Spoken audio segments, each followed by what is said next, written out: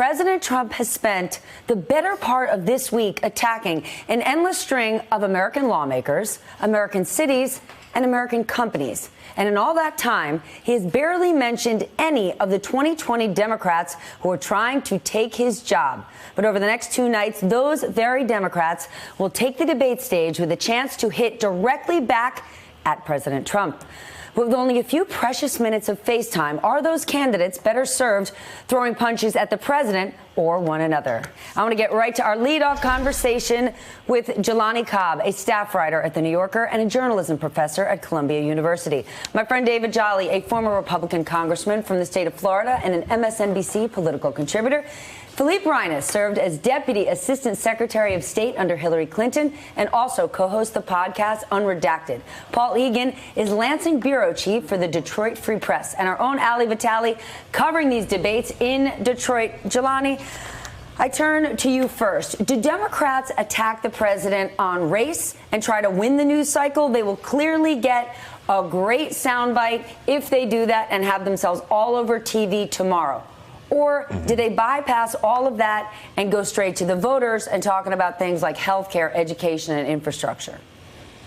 Yeah, I mean, I think that there will be a lot of people on that stage, and they'll all have different responses to that question. But I think that if someone is responding to Trump's racial, I guess these just kind of invective sprees that he goes on, I don't know that that's necessarily just for black voters or for trying to get the news cycle. I think there's an imperative at this point. Like the president of the United States has defamed an American city. I mean, he's done many things like this multiple times, but the kind of behavior that we're seeing, the kind of othering that we're seeing of actual American citizens, people who 600,000 people who belong to a very significant and historically important, culturally rich American city, you have to respond to that. I mean, those people are looking to their leaders to actually defend their name on this. Without a doubt. But is that exactly what the president wants them to do? Congressman Jolly,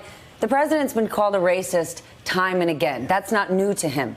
What the president doesn't want is these candidates talking about his failings on infrastructure, on health care, on education, even on the economy. So what Jelani is pointing out is massively important. But is it important enough to bypass those other things? The president didn't do this by accident. No, that's true. And I think there's a way to do both, to talk policy and also address the topic of the day. And it's less about attacking Donald Trump, the person, as much as that seems to be the reflexive response. It's recognizing that this is a cultural moment right now that Donald Trump has put in front of us, a moral failing of our national identity, if you will, under his leadership and through the silence of the Republicans who continue to enable him. And I think any Democratic candidate who wants to make the case to the country that they are prepared to lead need to draw a contrast between this failure of this moment by the president, this consternation he's injected into the national narrative, and show what they want the country to be and how we are not represented by the likes of Donald Trump and those who enable him through their silence, but there is a different type of leadership that does speak to our better angels. A candidate must do that. If a candidate fails to meet that moment on stage, it will not be disqualifying, but it will be noticed. So I think you have to speak to the moment, perhaps less so than speaking to the president himself, and then move to why your policies will empower the very people that Donald Trump has belittled with his casual racism.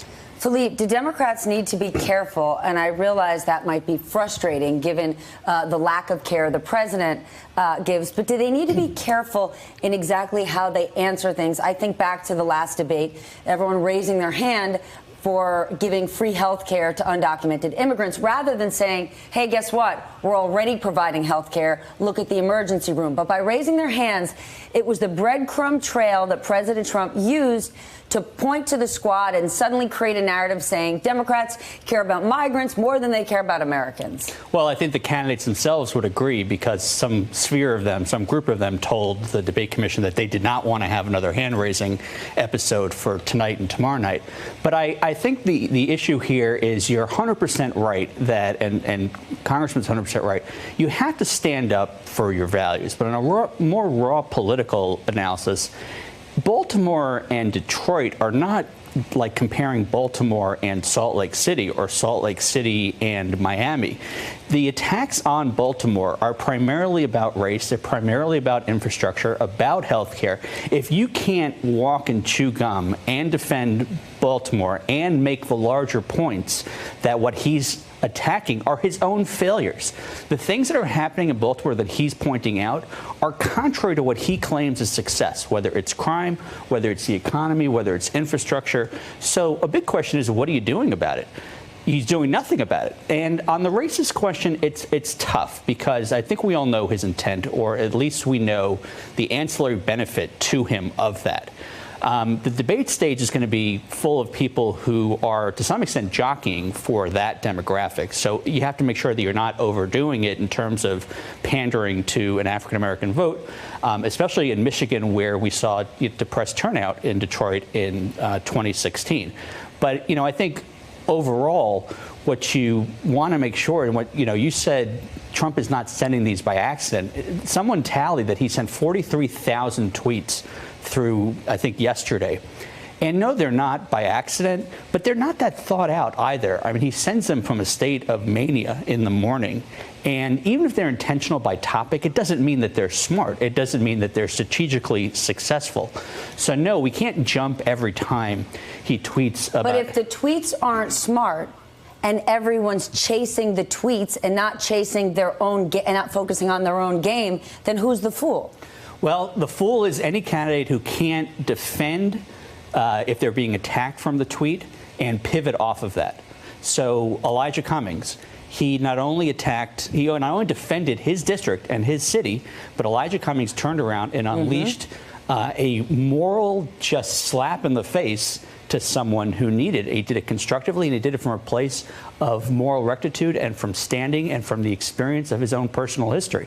That's how you do it. Said, work with me on drug prices. The mayor of Baltimore said, President Trump, you have these views, then help our city. Paul, take us to Michigan, because the president won in 2016, but it's a very divided state. What are the issues, or what candidate could push themselves over the top? Certainly, health care is an important issue. The economy, certainly Michigan's economy has improved significantly since 2010.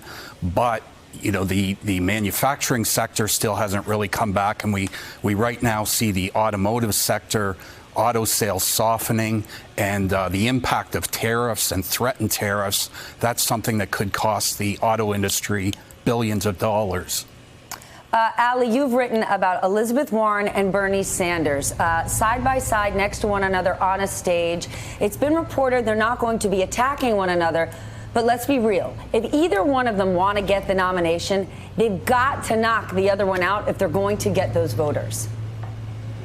Eventually, that's probably true, Stephanie, but I think at least as it turns out right now, the dynamic that we're expecting is less Elizabeth Warren versus Bernie Sanders and more Elizabeth Warren and Bernie Sanders against the folks on the stage that might be a little bit more moderate and that might be a little bit more willing to knock their big, sweeping, progressive proposals. I'm thinking about student loan debt cancellation. I'm thinking about Medicare for all, especially the way that Bernie Sanders and Elizabeth Warren talk about Medicare for all, which is that there's no role for private insurance. I know that's kind of in contrast to the plan that Senator Kamala Harris put out yesterday. And so that's really the dynamic that I'm expecting to see on stage. I will say, in listening to your panel, there's this idea of being able to walk and chew gum at the same time. And I definitely think that those candidates, as far as I've been on the trail with them, have been doing that, at least in terms of responding to Trump's latest tweets and also pushing their own plans. But over the course of the past few days, when I've been talking to voters, there is a concern that they want to hear more from Democrats on this stage about what Democrats can do for the voters, what the vision is to shape America, and maybe a little bit less of the focus on Trump. Of course, those same voters say that the biggest thing to them is being able to beat Trump in November of 2020. So it is going to be a case of being able to do both at the same time. But voters really are interested in what is the larger Democratic vision outside of Donald Trump to them for them to make a decision. Jelani, what people say to pollsters, what they say at dinner parties is different from what they do in the dark privacy when they're all alone and they're voting. Of all people, Kellyanne Conway said people vote not by what offends them, by what affects them. What are they going to vote on? Well, I mean, I think those two things are I don't think those two things are contradictory. Just as a quick response, though, about this, to the comment about overdoing it and pandering to the African-American vote, we should just be very clear. The Democrats go nowhere without black turnout. Hillary Clinton learned that in 2016 in Michigan, Pennsylvania, and Wisconsin. And so there's also, I think, there's a problem with framing this as there's the bread and butter issues, there's the substantial issues, there's Medicare, there's the health care questions and so on, and then there's this ancillary question of the person in the White House and his inflammatory racial behavior. Those two things are wedded together. That he is using the African Americans the same ways that he's used Latinos, the same ways that he's used Muslims as a means of scapegoating and pointing to his base, mostly white voters, and saying that these are the reasons that you have these problems. His inability to address those things, he has made very little substantive progress. He's then gone back to his inflammatory race card politics to distract from that. So I don't think these two things are distinct, and I also think that we have to be very clear that if you have a kind of business as usual Democratic Party in which people are kind of not seen as putting the interest of communities that are vital, the most reliably Democratic constituency, African Americans, not interested in putting those interests at the very forefront, then you'll wind up like John Kerry, you'll wind up like Hillary Clinton, you'll wind up with people who took those votes for granted and came out the worse for it. Paul, take us to Michigan.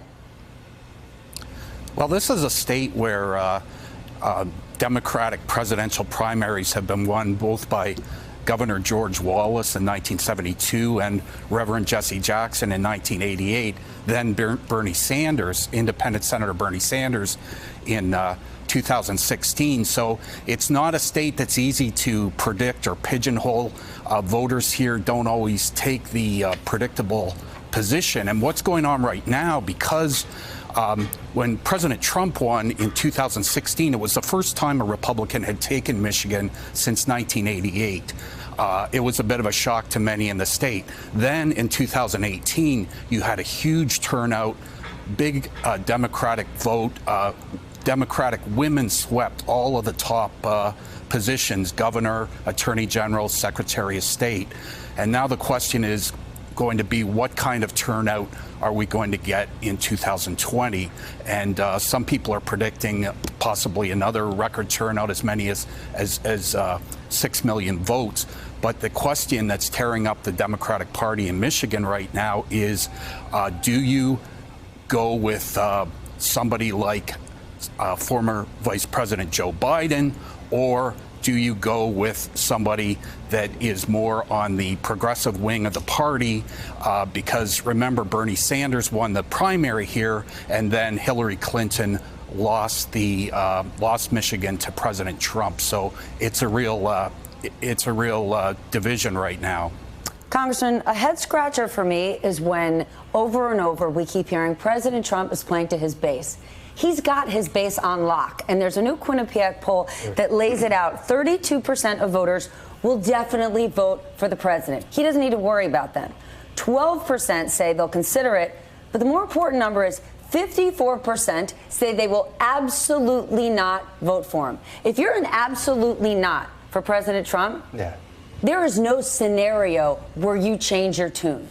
Given that those are the numbers, why is the president going with this strategy, and what do Democrats do about it? So because he's panicked. And very quickly on this issue of race and Democrats, I think something to look for in the debate is this.